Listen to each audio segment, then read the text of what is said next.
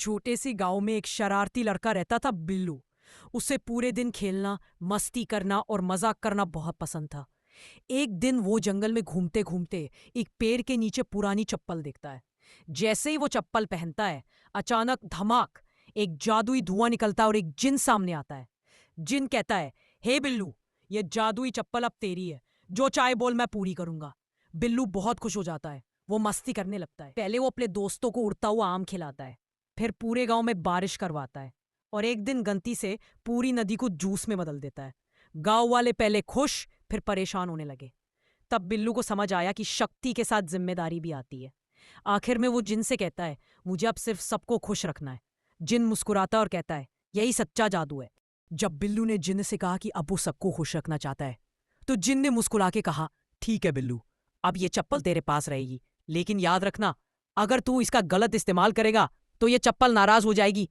बिल्लू ने सिर हिलाया और वादा किया कि वह समझदारी से काम करेगा। अगले दिन गांव में मेले का दिन था। बिल्लू ने सोचा, क्यों ना सबको मजा दिलाया जाए। वह जादुई चप्पल पहनकर बोला, मेले में सबको तोहफे मिले। और तभी आसमान से खिलौने, मिठाइयां और रंग बिरंगे गुब्बारे गिरने लगे। गांव वाले खुशी से झूम उठे। लेकिन तभी बिल्लू के दोस्त टोनी ने लालच में आकर चप्पल चुरा ली।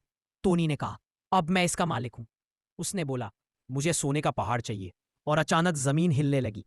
एक सोने का पहाड़ आया, लेकिन उसके साथ एक सोने का राक्षस भी निकल आया।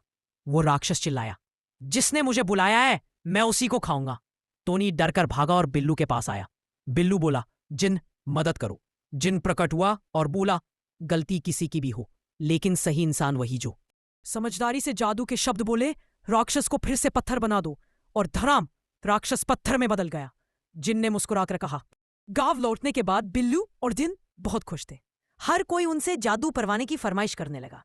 किसी को मिठाई चाहिए, किसी को खिलौना, तो किसी को उड़ने की टोपी।